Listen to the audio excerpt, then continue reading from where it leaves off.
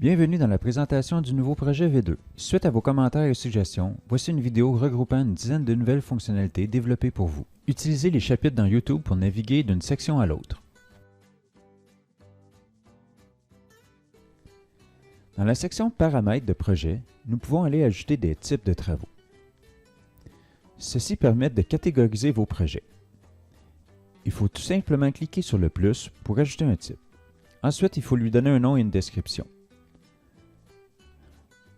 Un champ existe maintenant dans les projets pour ajouter ce type.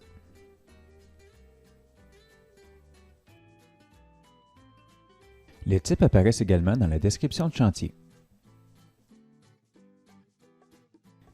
Il peut également servir à filtrer les projets.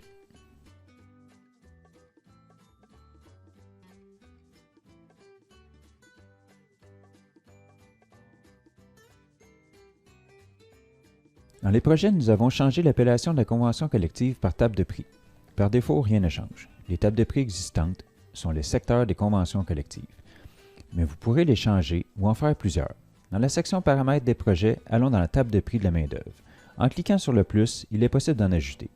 Il faut un nom et définir un secteur. On peut également y ajouter des taux horaires facturables et des coûts, mais rien n'y est lié pour le moment. Ces champs sont pour des fonctionnalités à venir, donc les laisser vides pour l'instant. Les tables de prix vont apparaître au niveau des fils du projet. Au niveau de l'application des travailleurs, ce n'est pas le nom mais le secteur qui apparaît, donc rien ne change de ce côté.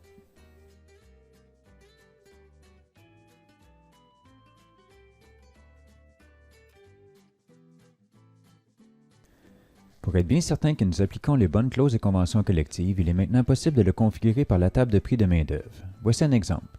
Vous avez un chantier dans le Grand Nord du Québec en institutionnel commercial. Donc, je vais créer ma table de prix C6 commercial. Le secteur est institutionnel commercial. Et voici la liste des clauses CCQ spécifiques. Donc, je vais cocher chantier isolé ou Baie James. Il ne reste plus qu'à rentrer les taux et les coûts. Faisons un saut dans le temps.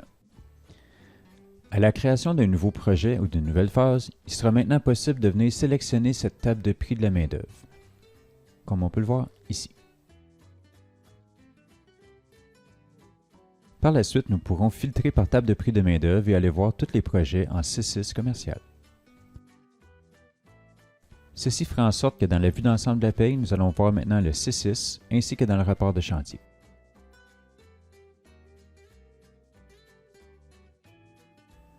Outre les statistiques dans l'onglet main-d'œuvre du projet, il est également possible de prévoir des activités. En cliquant sur Modifier les activités, on peut alors consulter la description de la main-d'œuvre du projet s'il y en a une. On peut également spécifier si ce projet nécessite un temps d'accueil. Celui-ci apparaîtra alors au répartiteur dans l'horaire des travailleurs. Un temps d'accueil par travailleur peut y être inscrit également. Ensuite, nous pouvons prévoir des activités sur le projet. Un coup sélectionné, il est possible d'ajouter un montant estimé venant de votre soumission.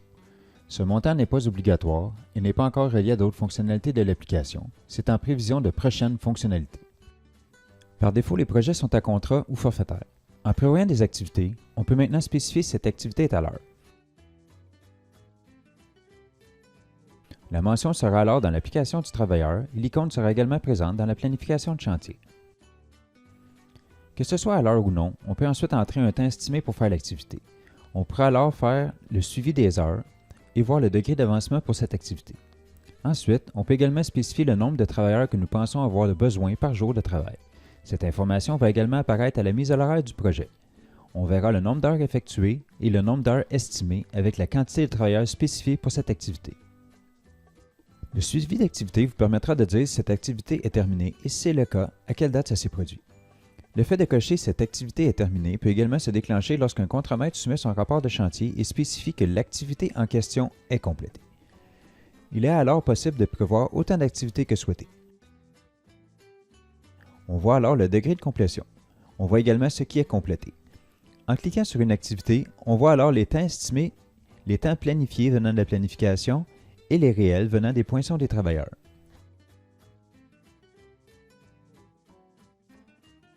Par défaut à la création d'un projet, le chargé de projet choisi est automatiquement abonné à celui-ci. Nous avons ajouté la fonctionnalité d'ajouter des abonnés. Vous pourrez alors abonner d'autres utilisateurs qui désirent suivre le projet. Un superviseur, un administrateur, libre à vous d'en ajouter autant que vous le voulez.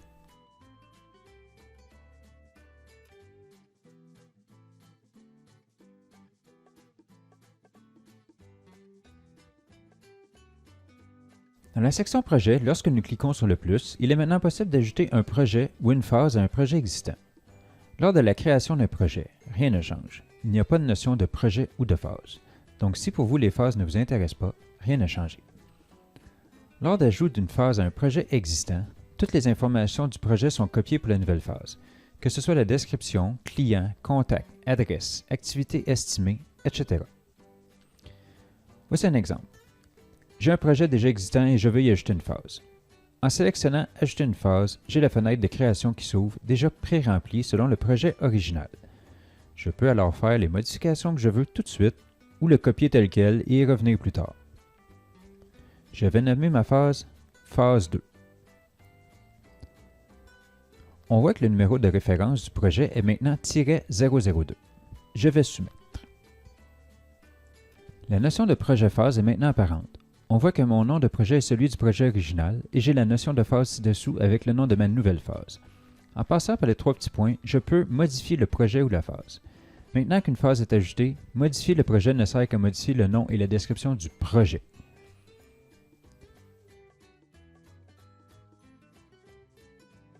Nous voyons maintenant que le projet se nomme projet au complet et ici nous voyons la phase 2. Si nous allons dans la phase originale, nous voyons le nom du projet et le nom de la phase qui était le nom du projet original. Je vais donc modifier la phase et l'appeler phase 1. Et je vais soumettre. Donc, le projet se nomme projet au complet, la phase 1 étant la phase 1 et la phase 2 se nomme phase 2. On récapitule. Si j'ai créé un projet, je n'ai pas de notion de phase. Ce n'est que le projet par lui-même. Si par la suite j'ajoute une phase, le projet se segmente et nous sommes alors un projet avec 2 phases. Un exemple simple, le stade olympique. Disons qu'au départ, mon projet était de changer la toile du stade olympique. C'est le nom de mon projet et c'était parfait ainsi. En cours de route, j'ai une nouvelle intervention à faire. Je dois également changer le mât du stade. Je crée alors une nouvelle phase à mon projet. Cette phase se nommera mât du stade. Je soumets. Sauf que mon projet lui reste nommé comme le projet initial toile du stade olympique. Ce n'est plus vraiment le cas. Je vais donc changer le nom de mon projet pour stade olympique.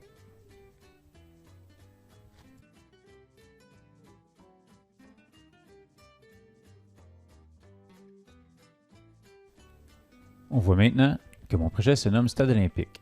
Le nom de la première phase est Toile du Stade olympique et le nom de la deuxième phase est mât du Stade olympique.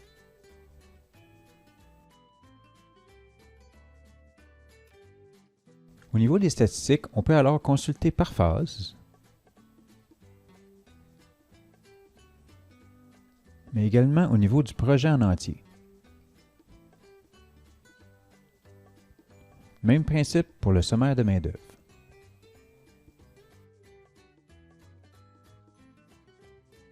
Au niveau des pièces jointes, c'est le même principe que pour les statistiques.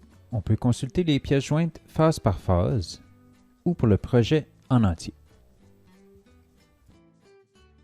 Avec l'ajout de phase, il est maintenant possible de faire en sorte qu'un fichier soit commun à toutes les phases. Ici, nous sommes dans le projet en entier. Si nous ajoutons un fichier, celui-ci sera commun à toutes les phases.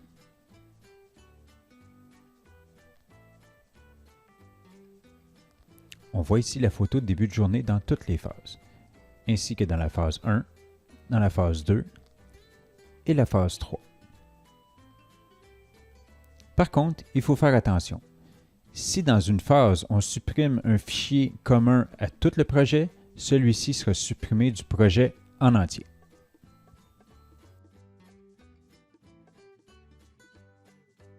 Il faut faire attention à l'archivage. Lorsque nous archivons, il est bien spécifié que nous archivons le projet. On ne peut pas archiver seulement une phase d'un projet.